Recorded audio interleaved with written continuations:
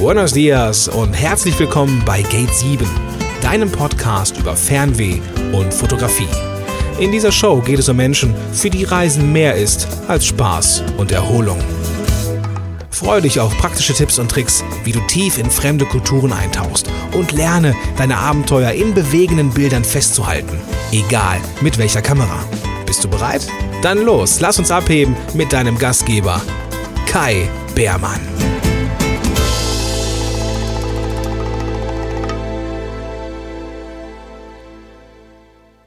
Hello and welcome to another episode of the Gate 7 podcast. This is another episode in English. I hope you enjoy this new format of the podcast that every now and then I sit down with English-speaking photographers. If you don't understand English that well, please check out the show notes, which for this episodes I will do in a more thorough way so that you can actually find a transcript of the interview in German on the website, so that you don't miss any of the content. Today I sit down with LA-based street photographer Rinzi Ruiz. I've been following his work on social media for quite some time. I really enjoy it. It's great work, mostly black and white on the streets of LA, downtown LA. This is where he's creating most of his work. And what I find especially interesting about Rinzi is that he combines photography with philosophy. For him, photography is more than just taking pictures. He coined a phrase, he calls it street zen, where he takes meditation to the streets, and what it's about he'll tell us in this interview, which I find very interesting. I'm sure you're going to be able to take a lot away from this one. So, without further ado, let's dive right into the interview. Hey Rinzi, welcome to the show. Thanks, Kai. Good to be here. Yeah, well, thank you very much for accepting my invitation. It's a real pleasure to be talking to you, Rinzi. Those out there interested in photography and especially street photography have probably come across your name at some point, since you've been featured on several websites and blogs, and you've also been a guest on other photography podcasts. So this is not your first one, of course. But for those who haven't heard of you, could you please briefly introduce yourself and who's Rinzi Ruiz and what drives you? Sure. My name is Rinzi Ruiz. I live in Glendale, California, which is about 15-20 minutes outside of downtown Los Angeles. Got started in photography about 2008, 2009-ish. Just the interest in photography. And then I didn't start street until about 2010, 2011, and found that I found a passion for photography through street photography, and started meeting a lot of people in the community after that, and was just really inspired to go out and take pictures and get better. I didn't know much about the camera or photography in general, so I focused on it, and went out as much as I could.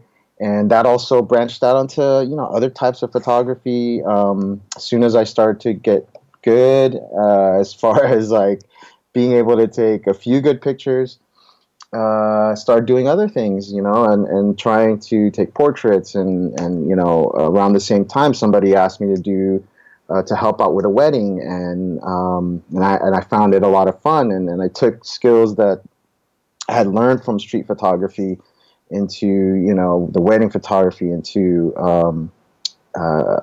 portrait photography, event photography, things like that. So I love photography. You know what I mean? I love shooting. I love taking pictures. I love creating. My background is in arts. I did graphic design for a long time. So I brought a lot of. I think I pretty much brought a lot of those skills, at least maybe not consciously but subconsciously, into my photography. And it's been fun, learning and meeting people. And especially before that, all I knew were people around in my city, and now for the last years, I've been meeting people from all over. I mean, it's been amazing to be able to meet people from all over the world and share cultures and share pictures and talk about gear and all that kind of stuff that we photographers tend to talk about. Yeah, photography is a great way to communicate. Yeah. Uh, Even though you just mentioned gear, from what I've learned researching you and following you on social media and through other channels, you're not the typical gear nerd, or saying that. Yeah, yeah, yeah.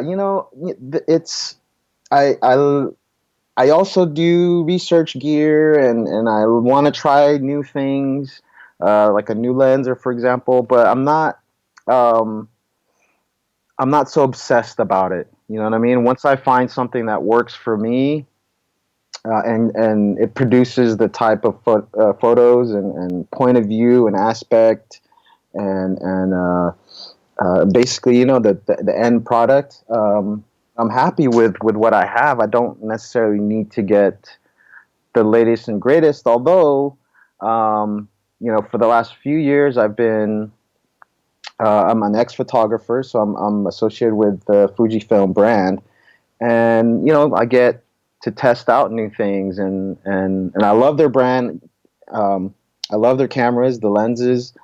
So I mean, it's exciting for me to see what they're coming out with, to see how much love they've been getting from all over. Like especially when the XT2 came out. I mean, I saw so many people switch from whatever brand they had to the Fujifilm world, and I like it. I like to see people get excited about the brand that that I love too.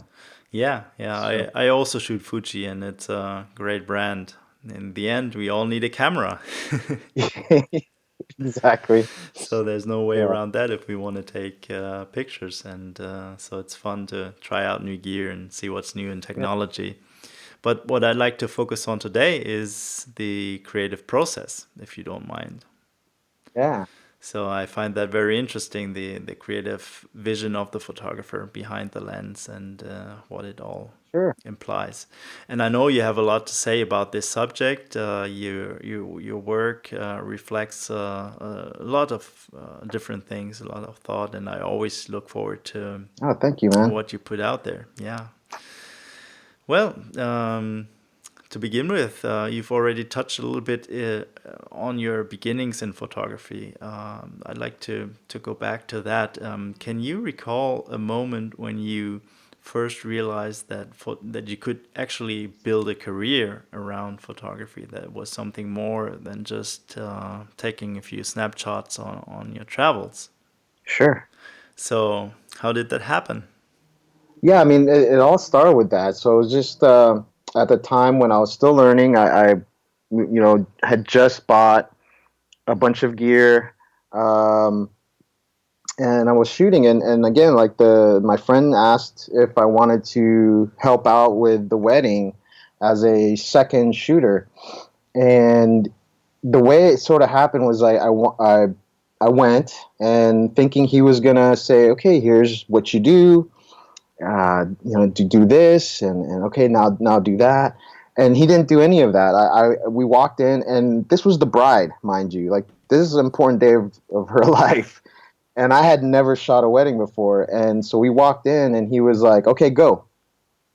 And I started sweating, and I got kind of nervous, and then a few minutes after that, I started getting into the groove. But unfortunately, I had researched a lot about what shots you need to get, the typical, the dress shot, the ring shot, the moments that need to be captured during the day. And so I just kind of went off of that, and about 2 weeks later, week and a half, 2 weeks later, I turned in my photos to the main photographer, and he was like, "Hey, man, you should quit your day job and start doing this." And so that gave me encouragement to head down sort of that direction. And so I started to study a little bit more about it and do more research and what type of gear you need. Going back to gear, but you need certain gear to do certain types of work, right? Yeah, absolutely. So, learning more with artificial light, flashes and strobes and different focal lengths that you're going to need to cover a whole range of moments and events and things that need to happen. So it was just a lot of practicing with that, and a lot of the practice that I did because I wasn't getting weddings yet. I was just my first, second shooting kind of gig, not paid or anything. Um, I just kept shooting on the streets, but with different lenses, with uh, different cameras and certain things like family events and things like that. I'd bring a flash and try those kind of photos. I set up some portrait shots to sort of get better at that as well. So a lot of it's just practice for me. From the point that I started to get really interested in it to that point, and so on. I just kept practicing and practicing with my reaction time, with how I'm going to see, how am I going to shoot things. So So yeah, basically, just you're a self-taught photographer? yeah, for the most part, of course, there's been people along the way to guide me and say, well, maybe this is better, or try this. Um, but a lot of it is just researching online, reading people's websites, watching a lot of YouTube videos, just getting inspired and seeing sort of what other people are doing, and then sort of just seeing an example of something and then doing it on my own, and then figuring out how to do it in my own way, in my own style, um, uh, my own way. Yeah. So uh, from that point on, it just kept going and going. So it's been fun. I love the learning process. I still learn things till today. Still practicing certain aspects of things to tweak what I've done to maybe improve on something that I've done before. So it's an ever evolving, ever learning kind of sort of process for me. Yeah, I really enjoy talking to other photographers about their learning curves and to see what kind of bits and pieces they took away from other photographers and how they incorporated that into their own creative vision and molded it into Yeah. creative vision. And I definitely like to touch on that subject a little bit later on. Okay. But before we come to that, you mentioned that you do a lot of different types of photography, different genres like event photography, wedding photography. But it seems to me that street photography is something that especially fascinates you. Why is that? So going back to the point where I started off, I was going through a lot of things during that time with life, with like work. I was pretty stressed out, and it was sort of towards the end of my time where I worked. So there was a lot of disarray in the workplace. So it wasn't really a positive environment for me, and I was also at a position where I was not doing a lot of creative things anymore. I was a art director and manager, so I was doing a lot of the admin stuff at work, for a few years, and I felt like over those years I lost a part of myself. I lost sort of who I was as a very sort of growing up as a creative person. I was losing myself to the corporate life, and I needed to find something to bring back my creativity, to use that side of my brain again.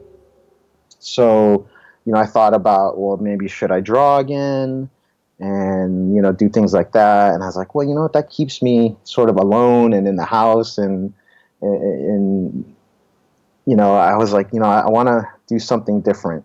And I thought back to a few vacations that I had, and the thing that I enjoyed about those vacations was exploring and taking pictures along the way.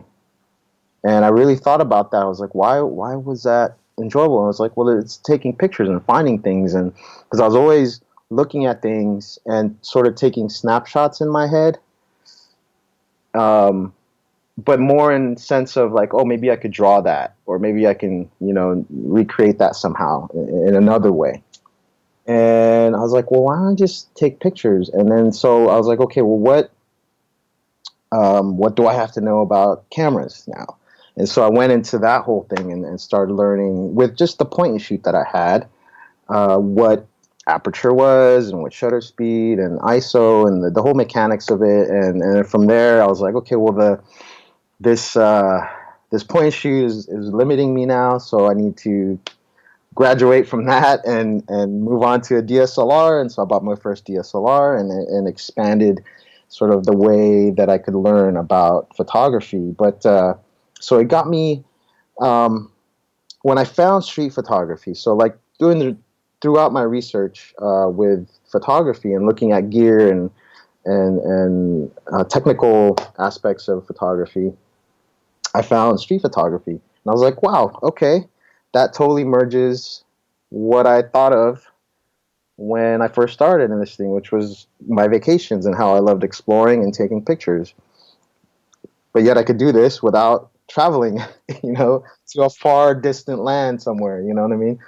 So I just started exploring in LA and downtown and Chinatown and Venice Beach and Hollywood and all the places here. And I started to go through the things that I think a lot of street photographers go through when they first start off, which is, getting sort of over the fear of or the anxiety of taking pictures of people. Because before that, I would wait till there was nobody in the scene and take pictures of, just urban sort of landscapes and things like that. So getting through that, and then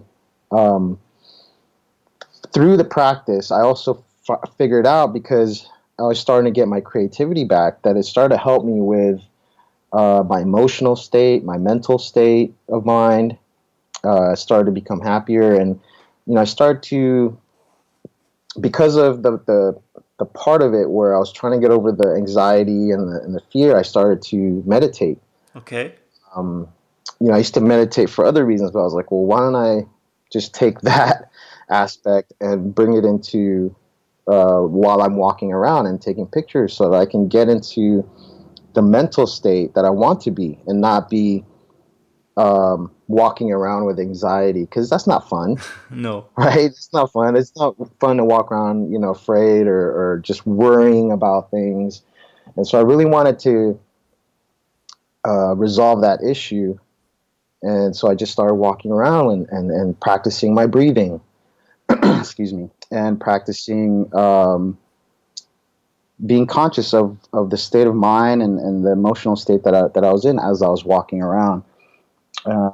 So that really helped me throughout that process. And after practicing that, being mindful and breathing for over a year, I started to see changes mid-year, and then the end of that year, I saw real results of what I was practicing.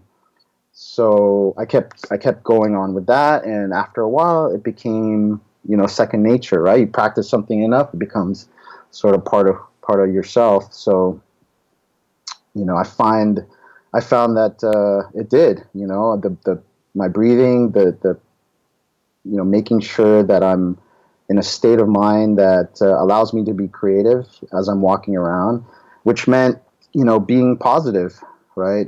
Being in a positive state of mind, being open to any opportunities. It helped me see better when I just basically let go. Right, I let go and try to get into the creative zone that I had been wanting to get into for a long time. And a lot of creatives can understand that. You get into that zone, and there's like a bubble around you where nothing can disturb your state of mind, and your whole goal is just to create something. Yeah, that's beautiful. And that that was the state of mind that I wanted to get into. And so I practiced getting rid of all the negativity and saying that doesn't serve me, that doesn't help me at all, and just focus on, okay, well, today I'm going to get some good shots. Today I'm going to practice on this aspect of photography, or I'm going to try different angles here. So I changed my thoughts to, instead of, oh, this guy's going to punch me, you know, or I'm going to get yelled at by this lady, or, you know, I don't know, right? Because none of that stuff, you know, one thing that I had to realize was that was all in my head. Right. None of that was real, but yet was reacting to something that wasn't real. And so having that idea in my head, and saying, okay, well, why am I doing that? And then that also translated into a lot of different things in life, where, you know, a lot of things, you know, you'll go through a situation in your head as if it's real, and you find that you're feeling all these emotions while you're thinking and going through that scenario that isn't real, right? And so I had to figure out how to separate that, or how to change that. And so I started to think, okay, well, today, instead of thinking about, well, if I take a picture of somebody that they're going to yell at me, I'm going to think, well, I'm going to take a picture of somebody and they're going to smile and they're going to have a good reaction. I'm going to get better, right? Or I'm just here to practice. So a lot of it had to do with just changing my thoughts all the time into something where, if I was to feel an emotion with those thoughts, it would be a positive one, something that benefited me, something that helped me keep moving forward in a positive direction. So a lot of the things that I teach in my workshops, or that I practiced on my own, is that has everything to do with the mental aspect of photography, and how to change those thoughts, how to change how you feel in your body, and how to use that to become a better person and a better photographer, right? Because I found I was walking around, you know, anxious and nervous and, you know, fearful, etc. That energy goes out, right? And people can sense that. Certain people have a better sense of those things, a heightened sense of those things, and they react to it. Yeah. I found that the more positive I was, the happier I was walking around. Like, without even knowing it, that was the energy that I was putting forward. And so the weird thing is I got positive reactions from people, whether I took a picture of them or not. Some people will just walk up to me, "Hey, what are you taking pictures of today? Like, what did I do to welcome this?" Oh, And they then were I disappointed realized, that you didn't take a picture of them. right, exactly. They're like, "Come, hey, take a picture of me." Um, so a lot of things, a lot of the way that people reacted, if they did at all, because a lot of times, 90% of the time, nobody, reacts. Nobody says anything. They just kind of look at you. Um, so yeah, like I just had to change my thoughts, change my the way that I walked around, and it really helped me uh, through the process, and just get better, and focus on the things that I wanted to work on while I was walking around in the street. Um, so I don't know. So it worked for me, and so, like, and hopefully it works for other people. And I think, I've sort of dabbled and studied a little bit about how our mind works, how the brain works, and it's in line. A lot of the things that I've done is in line with sort of how powerful the mind is, and how, if you can practice certain things, certain habits, right? Practice good habits. You can break some of the old bad habits that you have, as far as how you think about things, how you feel about things, how you associate thoughts to your feelings and things like that, and how you can break break through and become a more positive type of person. In general. I love how you connect photography to other areas of life, such as philosophy, and yeah, it just shows that photography can be so much more, is so much more than just taking pictures, and you can use it in so many different ways, be it as a form of meditation It should. or stress reduction or a way of self exploration. I think it should because I mean the goal, one of the goals, I guess, of being a photographer is creating a photograph, right? That means something that people can relate to, or that can produce an emotion when somebody sees it. And so yeah, it transcends a lot of what we think, and it can change minds. It can change uh, emotions. It can change a lot of things. It can impact a lot of different aspects in life. So I think you know everybody's a different type of photographer. Everybody's a different life experience, and so that's what they're trying to put into their photographs. And the ones that can execute that really well, are some of the probably some of the more famous ones, right? Because they're able to create work that can be understood and can be felt by a variety of different people from different walks of life, right? Like it breaks barriers like language and and state lines and country lines and things like that. So Yeah, and photography is kind of a two-way thing. On the one hand, your images reflect your character and show a great deal about who you are as a person. And on the other hand, going out there, making experiences on the street, as you said, can also change you, which then yeah, again you incorporate in your photography. absolutely, absolutely. And a lot of us are curious, right? Like we walk around and we find certain things to take pictures of, and a lot of us travel, which means we're pretty open minded about things, and we go to a new place to learn about their culture, the people, um, and take pictures of that and share it with the rest of the world, so that they can see that place with your eyes and your heart. So, yeah. Yeah. You already mentioned how many different meanings photography has for you. There's meditation, and it's also a form of stress reduction, to connect with the world.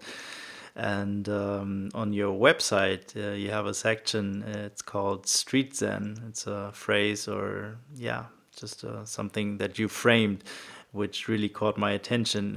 What Yes. exactly do you mean by Street Zen, and what does Zen and photography Well, both have in common? for me, it was the moment that I realized that I had achieved enlightenment while I was walking around in the streets, uh, and it really changed the way I saw things. It changed the way that I lived, and it was through the meditation, through walking, sort of a walking meditation that I was practicing, where uh, it it changed my life. I calmed down. A lot of the negative thoughts that I was thinking went away.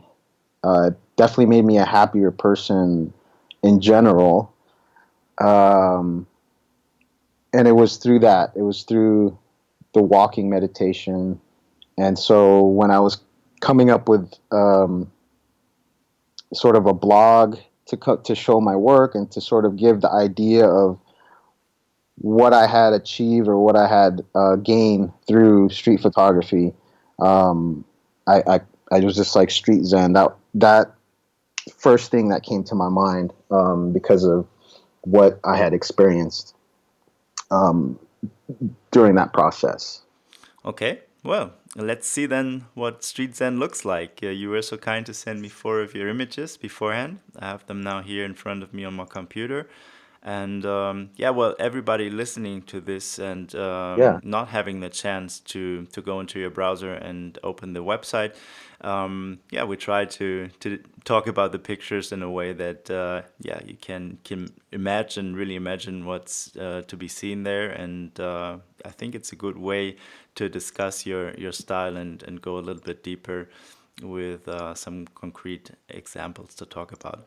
Well, the first one shows a man. It's a silhouette of a man, and he's passing by an alley, and there's a Yes. really strong contrast of shadow and light. The man, yeah, as I said, it's a beautiful silhouette, and the man has, yeah, wears some earphones. Hmm. Can you give us a little bit of context? How did you take these pictures? What were the, yeah, the circumstances? How did all this come about? So, so a lot of what I was practicing earlier on, and one thing that I realized about what I learned about photography is the importance of light. And the works of Ray K. Metzger come to mind. He really was one of the main people that inspired me, as well as Roy DeCarava. And a lot of my black and white work earlier on was very inspired by those types of photographs. So I literally walked around for a year during that same process. During the same time, I was practicing um, walking meditation and going through that process. I was practicing how to see the light better. And so this is a good example of like, well, this and probably the next few, but that was what I wanted to focus on for a while and really be able to distinguish and learn what types of quality of light I wanted to work with and really see the quality of light. A lot of times, you know, for example, if I'm doing a workshop in downtown LA, I'll show somebody, here, check out this light. It's bouncing off of here, and if you get somebody in the right place, it's going to make a really nice photograph. And they're like, "Whoa, I would have never looked at that." Right? And it's that type of thing where I've practicing to see that type of light that maybe not a lot of people walking around is going to even notice at all, but I'm able to, to utilize it in a way. And so this one, for example, is I don't do a lot of these type of silhouette type shots. Um, I mean, sometimes I don't, but this was one of the ones that really helped me see, okay, well, maybe I can do more of these type of shots and produce something that's somewhat graphically striking and produces a really nice photograph. But yeah, just the importance of light in my work became became important to me during that time, and allowed me to experiment and allowed me to um, do a lot of things that I hadn't done before I started to see the light. I felt like my photos were okay before, and then once I started to see how light enhanced things, I didn't look back. I didn't look back. I just kept going. I kept going, and walking around, and that even got me more excited and more passionate about what I was doing. I had a goal, and and I kept shooting. So this is one of the results. Yeah, that's really great advice. Always look for the light. And if you find yourself in a situation on the street where you don't seem to find anything interesting to take a picture of, Yeah. no interesting subject, just see what the light does around you. And this is a perfect example for that. It's a beautiful light situation, and you waited for an interesting character to pass by. So this is a really. Did you wait there for a longer time, and did you take many shots, or was this one take? Actually, this one, if I remember correctly, I was with two of my friends, two other LA street photographers, and we had walked by it, and I stopped to take a few pic. We all stopped to take a picture of the light coming through this alley, and this alley in downtown LA is one of the stinkiest ones there. I mean, there's a lot of gross things happening in that alley. So I didn't really want to stay there that long because the smell started to come out. So we didn't stay that long in that area. We took a few snaps. Some people walked through. I didn't really think about it much until I got home and started processing through the photos, and I was like, wow, okay, I like this one. This one came out. Yeah, this one came out pretty good. I like how striking it is, and it's become one of my favorites. Yeah, great work. Then let's move on to the second picture. I think it's a man sitting in a coffee house, maybe Starbucks. Yeah, Starbucks. Yeah, it's the infamous Starbucks, or it's the famous Starbucks on Spring Street, where there's a big mural across the street, and so you can't miss it. Like if you take a picture in that area, you're likely to get a piece of that mural in your shot, if not the whole thing. So yeah, this one was I had just recently got the 90 millimeter XF 90 millimeter from Fujifilm, Okay. and wanted to test it out. I didn't have anybody to take portraits of, so I was like, you know what, I'm gonna test this out on the street like I do every other one, and it reminded me of because I didn't have that focal length before, but I did have it in full frame for my Nikon gear. I had the 135 f2, which was one of my favorite ones when I was using it. So I was like, okay, well, let's see how this one does, and it's amazing. This 90 millimeter is great. So I took probably 5 to 6 photos of this gentleman with his magnifying glass. Just a few different angles. I had been maybe more to the left of him, and then I moved and saw this frame in my viewfinder, clicked it, and after I went home, went through the other ones, and I kept going back to this one as the one that I liked the best compositionally, and it told sort of a better angle and the story of what he was doing with the magnifying glass, and Is it he reminded me more. i- Sorry, is he doing a crossword puzzle? I couldn't tell what he was doing, but what it did remind me of, because the magnifying glass from this angle compared to a slightly more left angle, was the where it is in his face reminded me of sort of a minion. Okay. Yeah. Uh, there's a cartoon characters with the yellow with the, and so that's what kind of reminded me as far as the face goes. Hmm. But and I hadn't seen anybody with that type of magnifying glass working on something before, so it made for a very interesting photo for me. Yeah, definitely. It's a very multi-layered image, and through the reflection in the window, lots of things Mhm. in there. You have the main character, the man, but then everything that's reflected in that window. There's also, I think it's a woman, isn't it? You don't see the whole face of her, but just part of it without the eyes. Yeah, yeah. So the whole mural. Some of my other photographs, if people go through, they'll see probably a better example of what it looks like. But it's a woman's face and hair. There's a lot of hair also. But yeah, it's been there.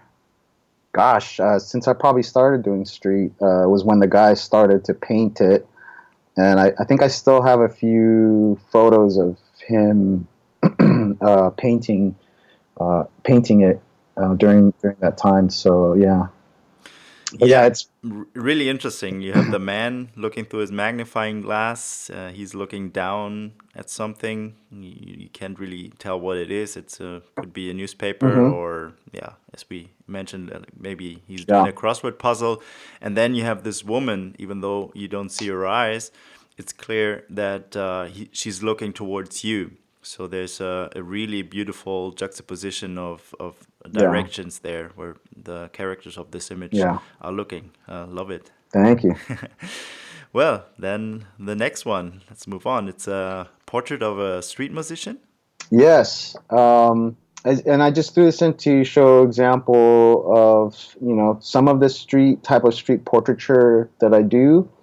Um, it also involves focusing on light, and this gentleman happened to be playing his music exactly where the light was coming in, and he didn't know, he was just playing, but so I kind of went and made eye contact with him, and I showed the camera, and he kept playing, like, yeah, he kind of nodded. And so I took a bunch of pictures of him in probably maybe 2 to 3 minutes, probably less than that even.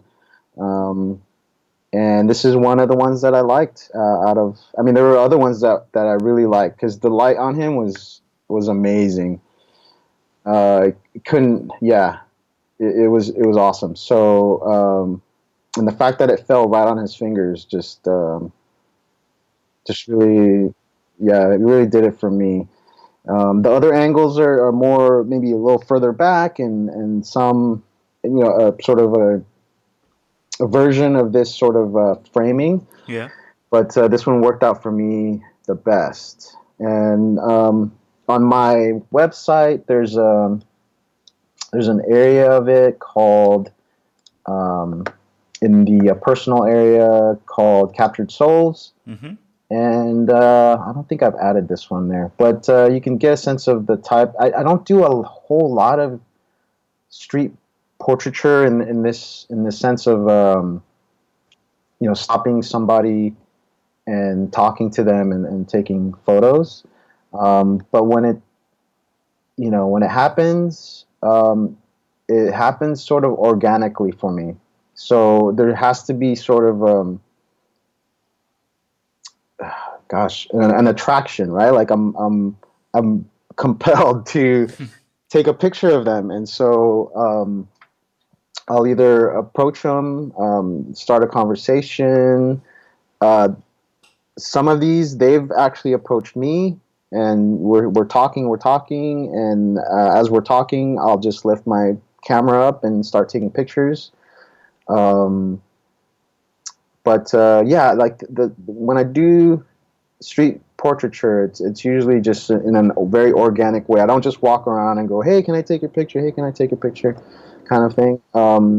It doesn't happen every time I'm going out, but when it does, it's usually tends to be an interesting person, and definitely as far as how they look as well. So um, that's why.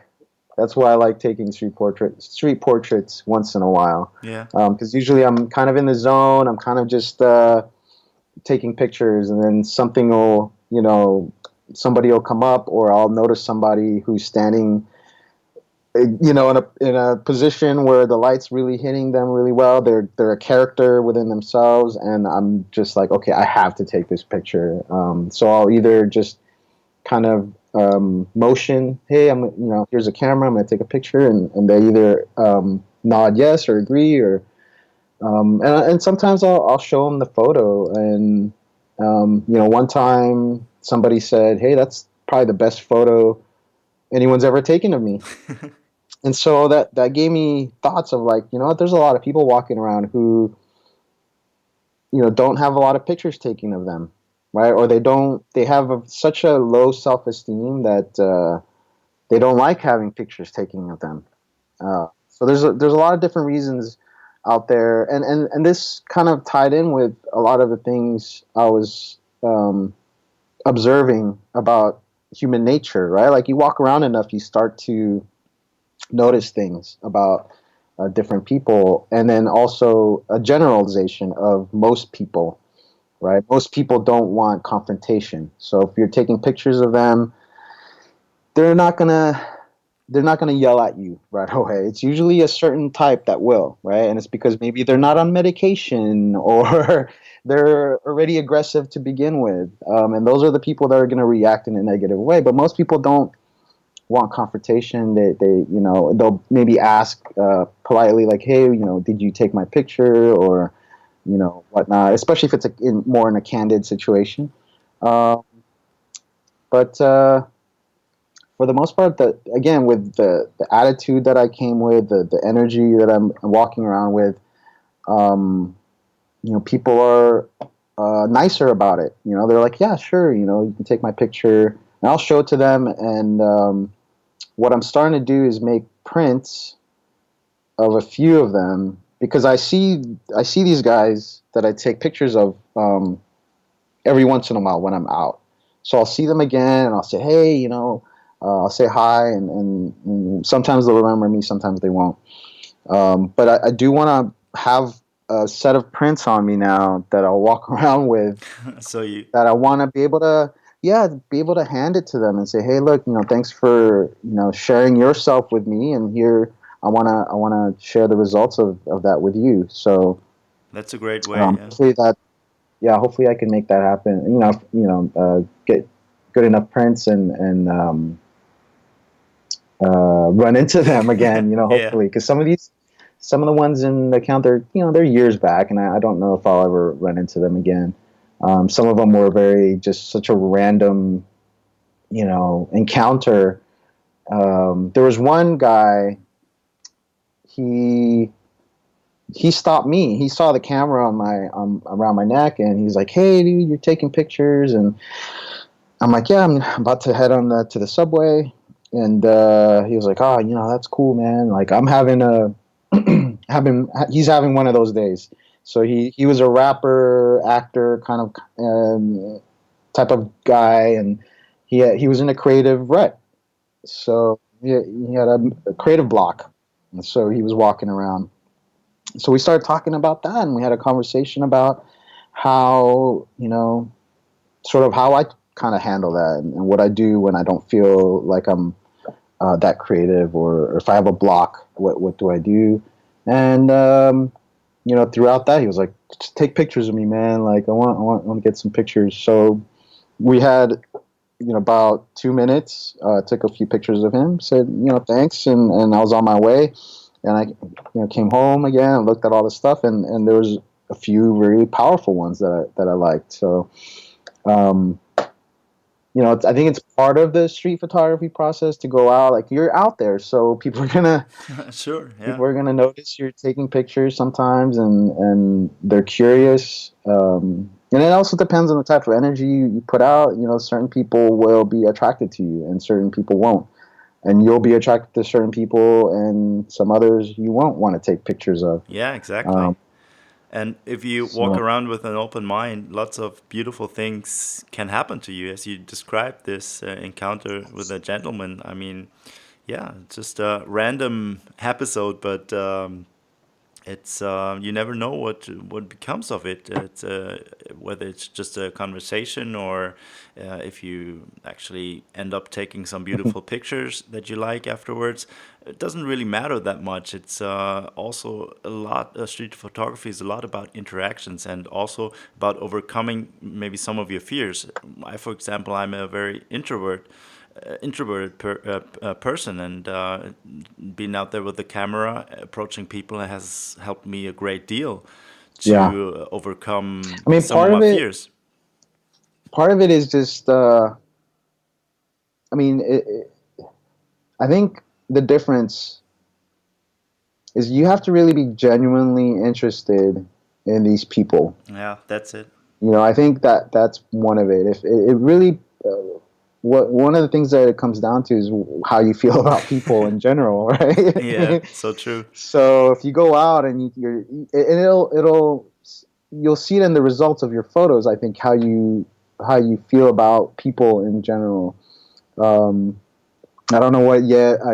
In my picture is what it says, but it helps when you're when you're walking around taking pictures. If you're genuinely interested in people, you're going to be able to take stronger pictures of the people that you're interested in. Yeah, totally agree. You have disdain for people, that's going to show in your photos. I think you're going to have a certain perspective in how you shoot people. So Yeah, yeah, absolutely. yeah. Okay. Well, the fourth picture, it's a man wearing a hat and again, a beautiful light and shadow Very situation. light shadow. Yeah, very simple, very just a hat. And one of the things that I liked from even earlier on was looking at photos from the 40s, the 50s, that kind of stuff, and everybody's wearing a fedora, and it's just a makes for a good photo. The style of it, I love. It's very noir. Mm. Uh, you know, so I like taking pictures like that where and it's just a symbol of a lot of the work that I've done where it involves a fedora, and on this one, it just highlights that specifically. Yeah, I also like hats, so whenever someone is wearing a hat, he can be sure that he gets my Yeah, attention. yeah. I mean, I wish people dressed up a lot better these days. Some people still do. So I like finding those people, and especially in downtown LA, in certain areas where there's a lot of the older buildings, just aesthetically speaking, the person dressed in a certain way mixed with the background, one of the older buildings, it can present a photo that can look a bit timeless, right? And I like attempting to produce work that has that feeling Mm. to it, where it's been shot today, it could have been shot years ago, but it doesn't really matter, right? Because it's a Yeah, you it's a know really timeless image. It's beautiful.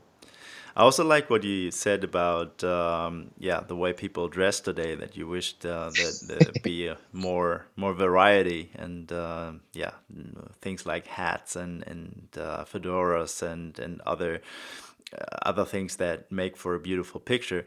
I find the same to be true for people talking on the phones excessively on the street. Like if you really pay attention, like almost it seems like Mhm. sometimes 90 or 80% of the people are, yeah, just dealing with their phone, and it's 100%.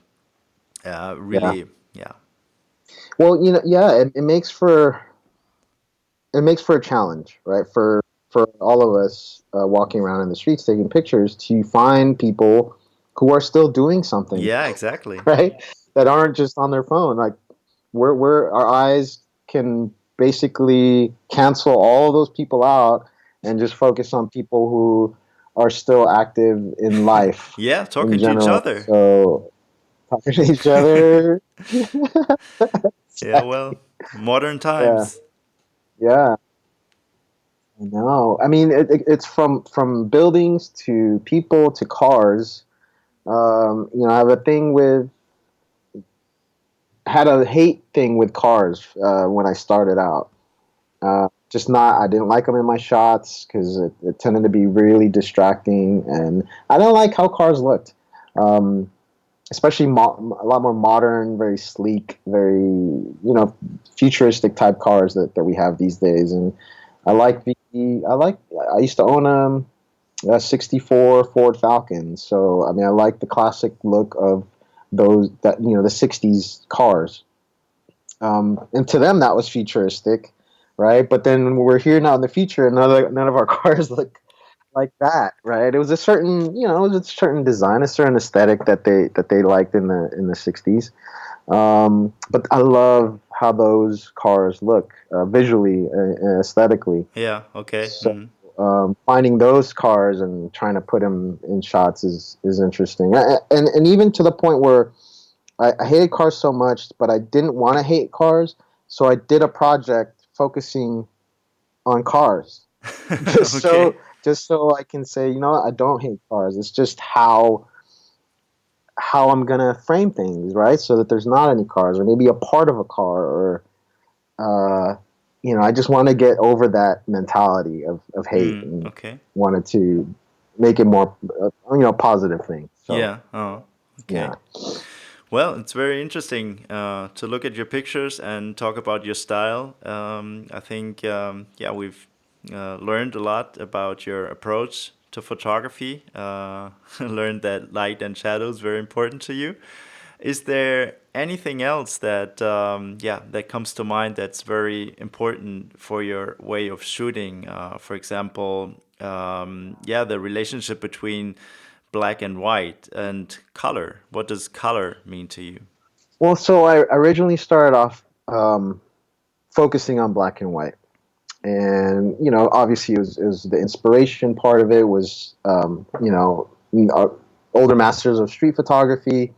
That's sort of what inspired me to shoot in black and white. But also, when I realized that, or when I learned that light was very important, um, I mean, black and white photography is like pretty much just that, right? It's just light being imprinted on the sensor or on the film.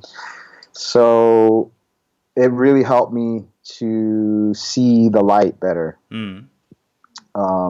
And what I learned from doing that was it also made my color a lot better as well.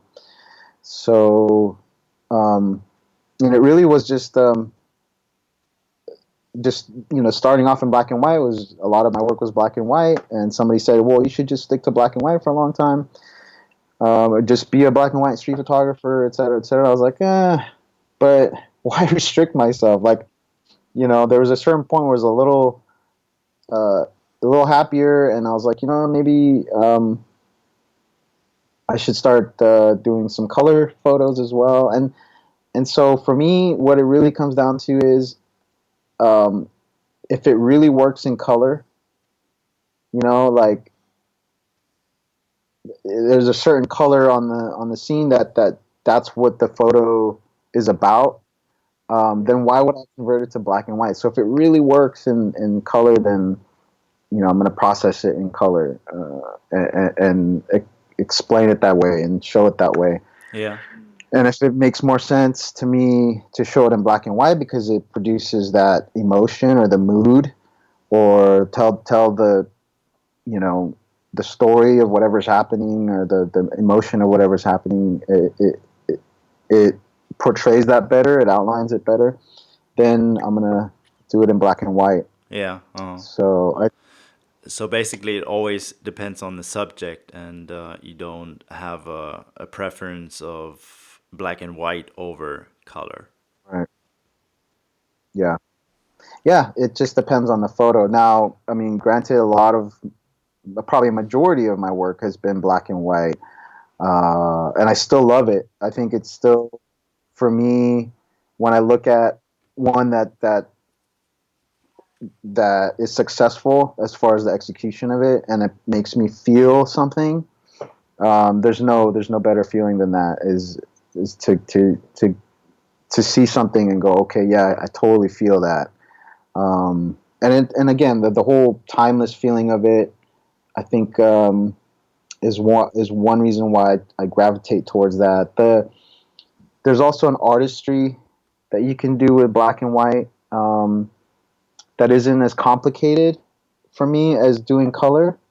I mean, black and white is black and white, right? And then with color, for example, in Lightroom, right, you can download thousands of presets of different ways you can process a color image, right? Cross process, um,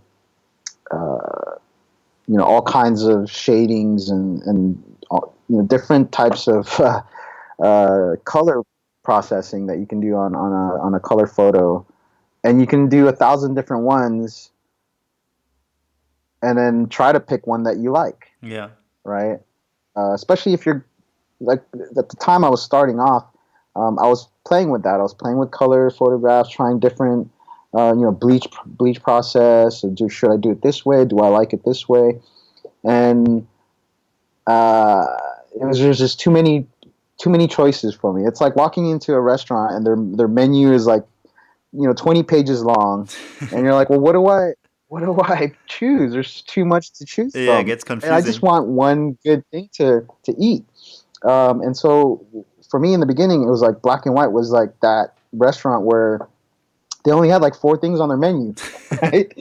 And so it's easier for me mentally to go, okay, well, I can at least practice with this set of restrictions, Yeah, that makes sense. and proceed that way. And which I don't mind restrictions. I actually welcome restrictions in my art. When I drew and when I painted, and then now and also in photography, where I could restrict it and work with those boundaries, work within those boundaries, to produce something that I like. Yeah, You know. I totally agree. To limit yourself to a few options can be a very liberating thing in photography. One thing I was going to ask you is how important is it to you what others think of your pictures? Wow. I mean, it matters to a point, but to only to specific people, right? Like there's certain people whose work that I admire, um, who in whatever way I respect, 100%, and and their opinion of my work will matter to a certain point too, right? Because they have certain aesthetics, certain ways of doing things that might be different from me. So they'll have a different opinion of certain things that I do. But I welcome that opinion because it might, improve me, right? Part of the art world, like going to art school and things like that, is critiquing, right? Critiquing work that people produce. So I've always welcomed that. If it is um, a proper sort of critique, right? It's not just, oh, that sucks. Like that doesn't help me one bit, right? If somebody just says, oh, all your work sucks, well, tell me why it sucks. Yeah. Then maybe I can see, okay, I get what they're saying, and maybe I can maybe tweak something, or maybe not. Or maybe I like the way I'm doing things, and maybe it's just because of their aesthetic that they think about that way. They think that way about my work. Um, so I think, as far as what people think, I do it. I mean, in general, I do photography because I love to do it, and I don't think of what people are going to think about my photo while I'm Shooting? doing the whole process. Yeah, when I'm shooting or when I'm editing through my photos, I'm just seeing for myself what works for me, and then if people react to it well, then awesome. And if they don't like it, well, I still like it. Yeah. You know what I mean? Because there's some photos I've posted where, oh man, I loved it, I loved it, I loved it, and then like nothing, like not even a comment on it. But I love it, so I'm gonna post it up. Sure. And then there's some where I was like, only if that one little thing. I love the photo, but there was just like maybe one little thing that I was like, anyway, I'll live with it, and I posted up, and it's gotten Mm. back to a positive way. So, I mean, you never know. You never know. So, I put that category, like the opinions of others, in a certain place in my mind, and there's some of it that I'll take and say, okay, well, if it was an actual real critique where they said something that they liked, then they said something that they thought could be improved. Um, I'll take it, Yeah. because that's how critiques are. Like you're supposed to say something that you like, something you don't like, how they feel about it, like what that photo made them feel and think and all that kind of stuff. Like that's a whole critique. I think these days it's just been they either don't like it or they like it, and they don't know why. So in a lot of different places, I'm sure there's a lot of people out there who, of course, they do. They know how to critique and they know what it's about. But there's still a lot of people out there who they're just like, yeah, I don't like it. Yeah, lots I of don't like it. negativity. I hate all the work. Yeah. So Yeah, I think you made a very good point there that it's when it comes to critique that it's so important to surround yourself with people who are able to give you constructive feedback. You know, people that are in a position that they back up their opinions with solid arguments that help you improve your photography. I think then you should always listen to other people, but be very careful and filter the opinions. yeah, that exactly. Yeah. That's why it's good to have mentors. It's good to have people whose work you like.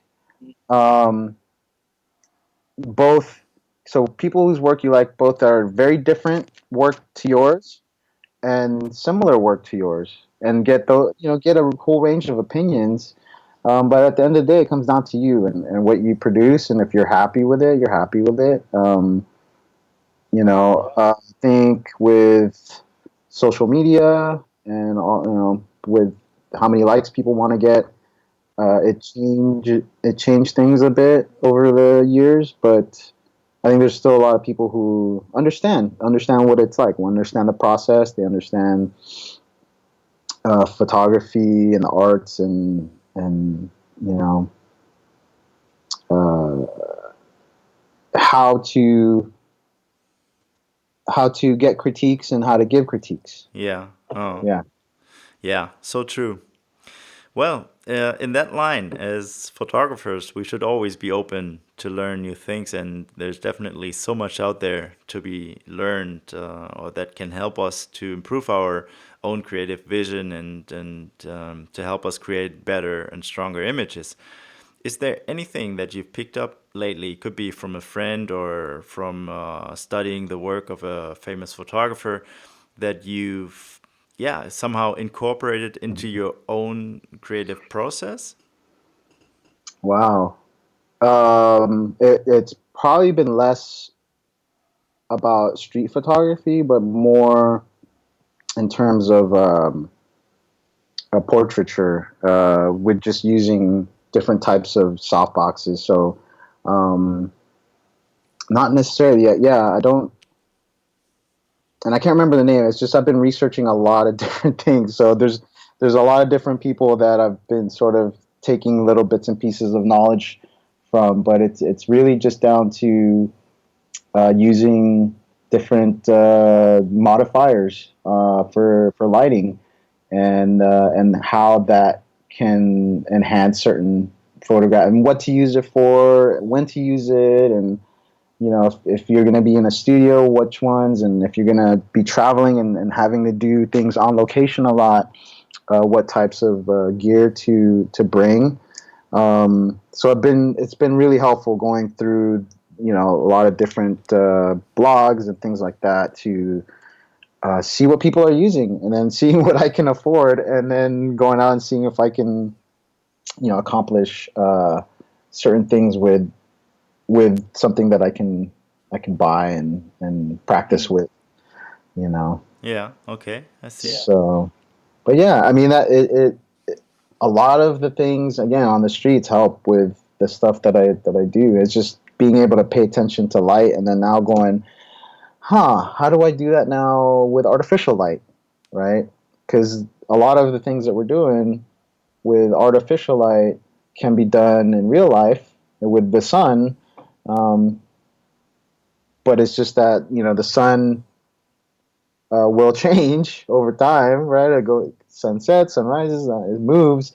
So if you want a consistent kind of light, you have to use artificial light, and um, how to work with certain flashes and certain modifiers to get a certain result. So Yeah. a lot of things that I'm learning is on that end. because a lot of things that I did before, fairly basic, softbox and a flash, and I had some studio lights that I was working with, but I didn't use them a whole lot. It's just because I don't have enough space to put up all these big strobes. So I went down to a more smaller size kit where I'm using some Godox flashes now, because finally we have flashes that work with Fujifilm. So I bought a few of um, their flashes and a trigger for them, Yeah. and so it's been good. It's been good using these to do, headshots when I have to go in to somebody's office and quickly set up a background, quickly set up the lights, and then accomplish what I'm there for, instead of like having to lug in, bigger equipment and asking them if they have space to put all the, to all this stuff and to plug it in. And now everything's battery powered and lightweight, and I can, bring it upstairs fairly easily. So really it comes down to just a lot of that, a little bit of the technical, a little bit of the aesthetics, and but yeah, it's been fun playing with the new gear again. But yeah, at the end of the day, the new gear is going to get me, with enough practice, just a little bit better results. Sure. Uh-huh. Yeah. Okay. Well, Rinzi, I think you mentioned that you also teach street photography workshops. Where do you teach them, and what can someone expect who hits the streets together with you? What's your approach? I do. It's primarily in downtown LA where I hold them, and I'll meet them where that Starbucks is, where the mural is.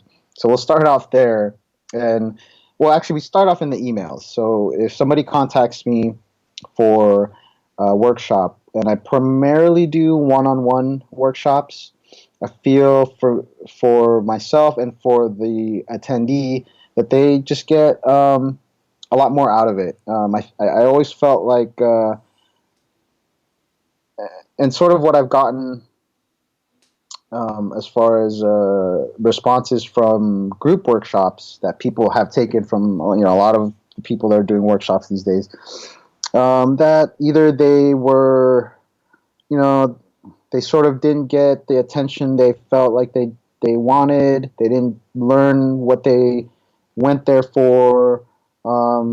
Just certain things where there was a few things that they were lacking or felt like they were lacking when they left. All right. So I wanted to attend to that. I was like, okay, well, if I'm going to do workshops, because I wasn't going to start doing them, but then I got some encouragement from a few people who walked around with me and said, I just walked around with you for a few hours now, and I've learned more from you just by walking around with you here than I did at some workshop they did, right? Or that they attended.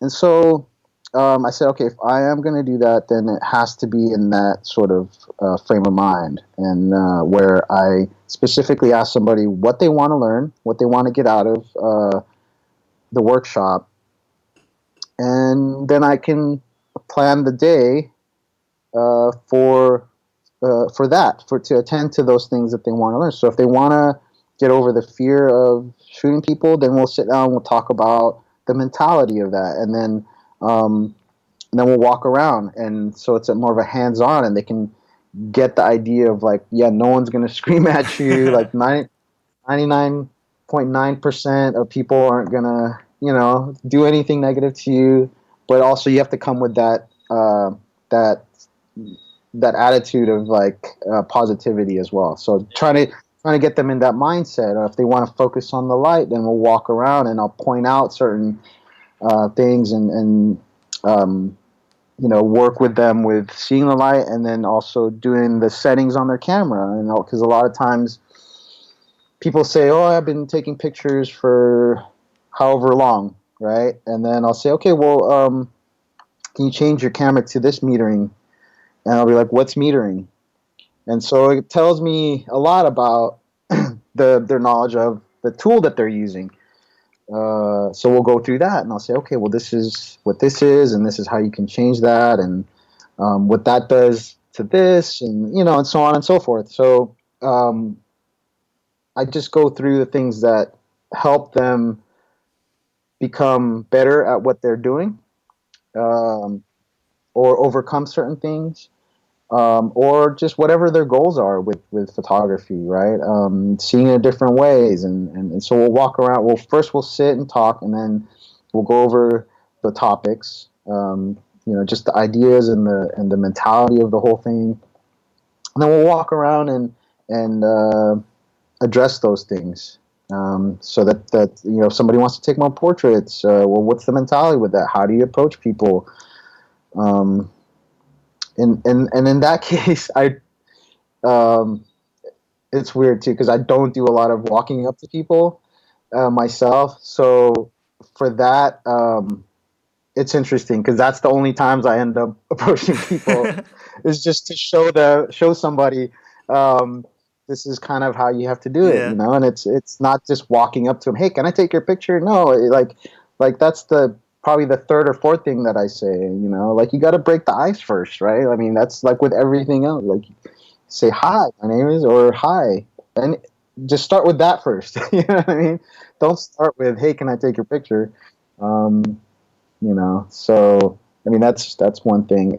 So yeah, my approach is just making sure that as much as possible that I attend to the typically I ask for three main aspects of street photography in general that they want to learn, and then I'll go for those three things um, throughout the time that we have together. So Yeah, I really like that approach that you take. That also the preparations, the like before you meet with that person, that you specifically ask what their goals are. I think that helps a lot, and you can attend much better to the needs of that person, and then go out and work on their goals instead of trying to impose your creative vision onto somebody else, and yeah, in a way that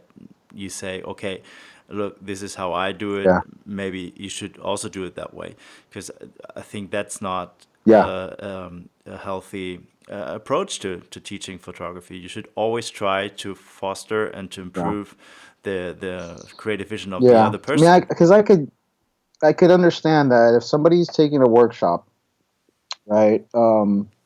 A lot of times they do the workshop, they get a little bit out of it, they get a lot of enthusiasm in it. They're like it's fun and they're getting to do things they haven't done before. But then they leave and they go back home wherever they're going, and they don't continue, right? Because they didn't really get anything to continue with, right? So what I'm trying to do is to give them a set of ideas, to give them a set of things that they can work on um, while they're with me. 'Cause they're not gonna get the best picture they ever got while they're walking around with me, right? While I'm teaching them, but I can give them the steps. Like, okay, here's how you can get better at using your camera. Like, you really have to know how to use your camera. So if for a few weeks, just practice. After a workshop, just for a few weeks, even just practice these little things that I teach you, Yeah. so that you can get better at least using your camera. Mm. And then, go and focus on these things and then focus on these things. So a lot of it is just a starting point. I feel like I'm just giving them a starting point to then go out and be able to use certain things, but keep practicing on them, Yeah, exactly. right? To get better at what they want to do, whether it's street, whether it's whatever, just basically travel photography. Some people, they just they come to me and they're just like, I do a lot of traveling and I want to take better pictures. Okay, well let's go over that then. And so these are the ways that you can go around, and with the camera that you have now, because they don't have to come with the latest and greatest. Some people have come with really old cameras, digital cameras, And I said, it's all the same thing, but you can learn from this. And then if you feel like that camera's starting to hold you back, then you can get a new camera. But you can learn everything you can from the camera you have right now, as far as the basics, and then improve on that as you get better, as you find real, because sometimes I'll teach something and they kind of get it that day, and then I'll get an email or a message a month, 2 months later, and I'd be like, Rinzi, I just realized and I just figured out what you meant by what you said here. You Yeah, know what I it mean? takes some time to sink in. So it does. So a lot of people, because they haven't experienced it yet, they haven't seen the results yet, and then it's until the point where they're like, "Oh, okay, I get why the camera does this," and then they get pictures that they really like, and then they keep going on that path, and then the realizations happen. They're like, "Oh, that's what he was saying by the quality of light. Oh, that's what he was saying about." Trying a different angle, or just certain things that seem so simple, once you know it. But for somebody who's starting at a certain point, to get to that point, they need to go through the experiences of trial and error, right? And also, learning from the things that maybe I gave, little tips and tricks that I gave them along the way, to get to the point where they're like, oh, okay, I get it. And now, and I love my work now because of it, so. Yeah, so true. I totally agree. Well, Rinzi, I really enjoyed talking about photography with you. You too, man. It's been great fun, and I appreciate all the time you took for this interview. So, for all the listeners out there who want to find out more about you and your work, where can they do that on the internet? Well, definitely a good starting point is um, my website, rinziruizphotography.com. I have two sections there. I have some of my work stuff, and then I have my personal work where you can find all my street photography related things. And there's a link there to my workshop, and also there's links there to my Instagram and my Facebook and my Twitter. I try to be kind of active. I'm not as social on social media, but I do share pictures um, almost every day, I guess. Sometimes not every day, but I try to share pictures as much as I can. But yeah, if you have any questions ever, you can message me, or just respond to one of my photos, or email me or message me on Facebook or something like that. So Okay, awesome. Well, I can really recommend to check out your website and to visit your social media profiles. The images you put out there, yeah, yeah, just to look at them is very inspiring. And if you ever come to Germany, make sure to say hi. definitely. Yeah, And maybe we can shoot some street photography on the absolutely. streets of Hamburg. Yeah. And by the way, I went through your portfolio, man. Okay, Good stuff, dude. thank you. Yeah, yeah, I love it. I Appreciate love it. it. And um, hope to one day go to Cuba. That's awesome that you were able to go. And yeah, that's a great project that you did there. Yeah, Cuba is an amazing place to take pictures, incredible people, great for portraiture, and most of all, Cuba is full of old cars, so I think you'd be in heaven there. All right. Well, Rinzi, all the best to you, and yeah, hopefully we'll meet someday. See you. Okay. Bye. Bye. Well, this was the interview with LA street photographer Rinzi Ruiz. If you enjoyed this conversation, please head over to iTunes and leave me a short review or rating. That helps me to improve the show, and it also helps to make the show more visible in the iTunes rankings. Thanks a lot for listening, and I hope you tune in next time when I bring you more conversations with inspiring photographers. Thank you very much. Bye bye.